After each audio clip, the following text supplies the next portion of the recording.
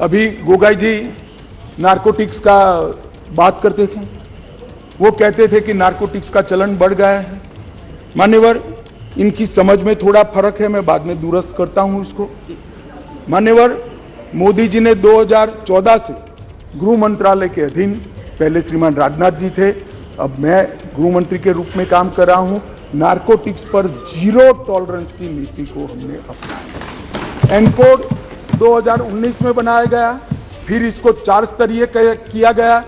Encode portal data integration और knowledge management system के portal बनाए गए। मादक पदार्थ की तस्करी के विस्तृत जांच के लिए जेसीसी, जिसमें ढेर सारे डिपार्टमेंट और सरकारें होती है, इसका गठन किया गया। Dedicated anti narcotics task force राज्यों में बनाई गई। राष्ट्रीय नारकोटिक कैनाइन पूल की स्थापना की गई और 75वें स्वतंत्रता दिवस के मौके पर 1,65,000 किलोग्राम नारकोटिक्स को जलाया गया और अब वो टोटल आज़ादी के अमृत महोत्सव के 1 वर्ष में 10 लाख किलो पहुंच गया। अब मैं जो गोगाई जी कहते थे इसका जवाब दिया। मान्यवर, आंकड़े किसी की शर्म नहीं रखते, आंकड़े बेशर्म होते हैं और आंकड़े हमारे कामों से खड़े होते हैं। आंकड़ों को बाद में बदला भी नहीं जा सकता। अब 2006 से एक सरकार थी यहाँ, यूपीए की सरकार थी, जिसको हम पर थोड़ा अविश्वास है। 2006 से 13 का समय उनका ही था। उसमें क्या हुआ, जब्त की गई ड्रग 1,52,000 किलो थी। मैं फिर से सदन का और सदन के माध्यम से देश का ध्यान आकृष्ट करना चाहता हूं।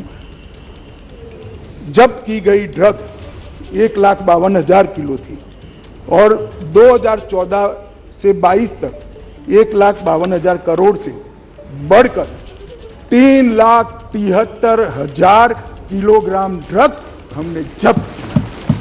गोगाई जी, 181% वृद्धि हुई और कीमत, गांजा पकड़ लेना, भांग पकड़ लेना एक बात है, जो महंगे और शरीर को ज्यादा नुकसान करने वाले और पैसे की दृष्टि से नुकसान करने वाले जो नारकोटिक्स के पदार्थ हैं, वो कीमत से आडिट। मान्यवर 2006 से 13 में 768 करोड़ की ड्रग पकड़ी। मैं फिर से रिपोर्ट करूंगा, 768 करोड़, जिससे यूपीए सरकार संतुष्ट थी। उन्होंने अपने रिपोर्ट कार्ड में भी लिखा था।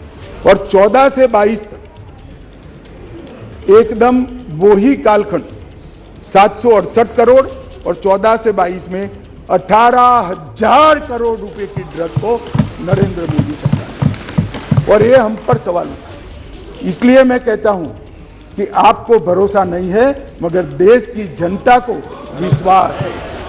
कुल मामले 1257 दर्ज किए थे, अब 3700। अब इन्होंने कल यहां ज्ञान बांटा कि पहले 1257 थे, अब देखिए बढ़ गए, 37 हो गए। भाई, नारकोटिक्स के खिलाफ केस अच्छे हैं या बुरे माने जाए? हम पकड़ते हैं, आप पकड़ते ही नहीं थे, चलने देते थे। हमने पकड़ना शुरू किया, इसलिए 1257 से बढ़कर 3700 केस हो गए और गिरफ्तारियां आपने 1363 की थी, हमने 5400 गिरफ्तारियां करी। मान्यवर, टोल फ्री नंबर भी करा। माननीय सदस्यों, सभा की सहमति हो तो गृह मंत्री जी के भाषण की समाप्ति तक सभा की कार्रवाई बढ़ा दी जाए।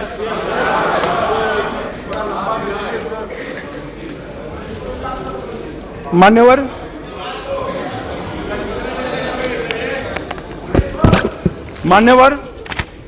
3 करोड़ युवा और 2 करोड़ महिलाओं को नशा मुक्त अभियान में अलग अलग विभागों के, समाज कल्याण विभाग, महिला और बाल कल्याण विभाग, शिक्षा विभाग, गृह मंत्रालय, वित्त मंत्रालय, सब ने इकट्ठा होकर साथ में जुड़ा है और लगभग 9.5 करोड़ लोग तक नशा मुक्त भारत अभियान की शपथ और टोल फ्री नंबर पर मिस कॉल करने की पहुंच बढ़ी है।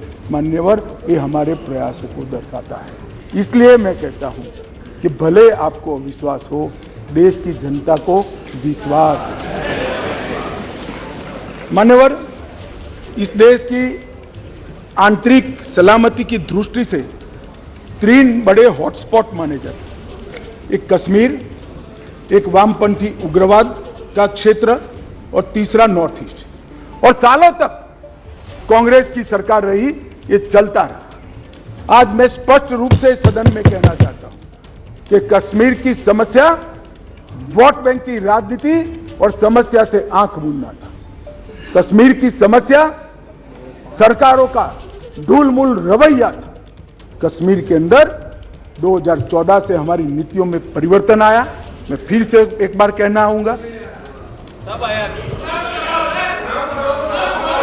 मान्यवर, मैं फिर से एक बार कहना चाहता हूं, 14 से 19 तक राजनाथ सिंह जी ने और उसके बाद मैं गृह मंत्री बना हूं, मोदी जी के नेतृत्व में सातत्यपूर्ण तरीके से कश्मीर को आतंकवाद से मुक्त करने के लिए हमने काम किया। 40,000 लोग मारे गए कश्मीर में मान्यवर।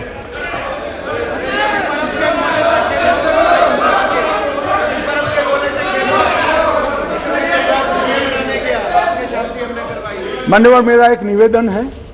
मैं मानता हूं कि पार्लियामेंट्री अफेयर्स मंत्री मेरे निवेदन का विरोध नहीं करेंगे। अधीर जी को टाइम नहीं दिया है कांग्रेस पार्टी ने, हमारे टाइम में से आधा घंटा दे दो तो बीच में ना बोलेंगे, ये बीच में खड़े हो जाते हैं। हमारे टाइम में से आधा घंटा दे दीजिए साहब, वो बोलने दीजिए। वो ये बीच में इसलिए खड़े होते हैं, इनकी पार्टी ने उनको टाइम ही नहीं दिया इसे। मान्यवर,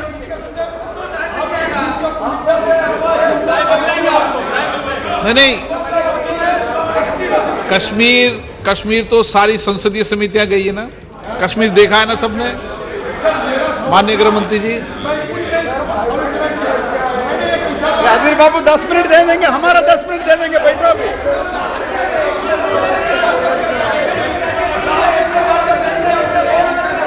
चलिए बेटे, आप क्यों खड़े हो, बैठिए। हाँ,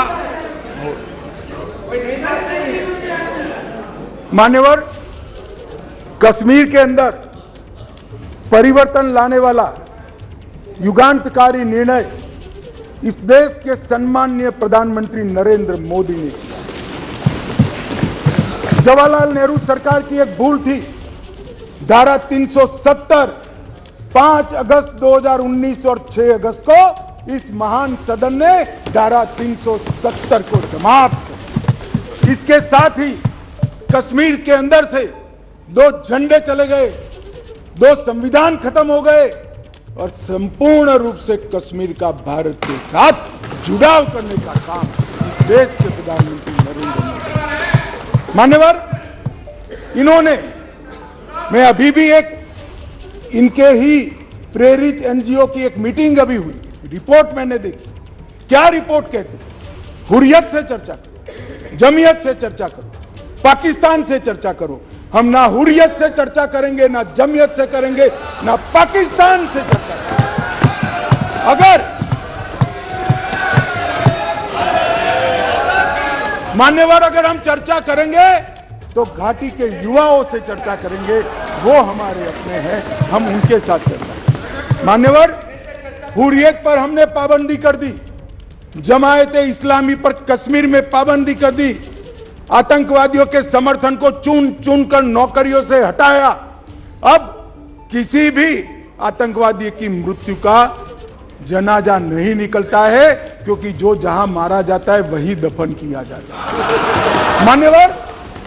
मान्यवर, लखनपुर टोल टैक्स जो हम जैसे कार्यकर्ताओं को, भारतीय जनता पार्टी के करोड़ों कार्यकर्ताओं को सूल की तरह हृदय में चुभता था, वहीं श्यामा प्रसाद मुखर्जी को जहां अरेस्ट किया था, वो लखनपुर टोल टैक्स को समाप्त कर दिया। मान्यवर, राज्य की अर्थव्यवस्था को एकीकृत किया, 2 दरबार की परंपरा समाप्त कर दी गई और 200 करोड़ रुपए को बचाने का काम इन नरेंद्र मोदी सरकार ने। मान्यवर, वहां दलितों को रिजर्वेशन नहीं था, आदिवासियों को नहीं था, पिछड़े को नहीं था।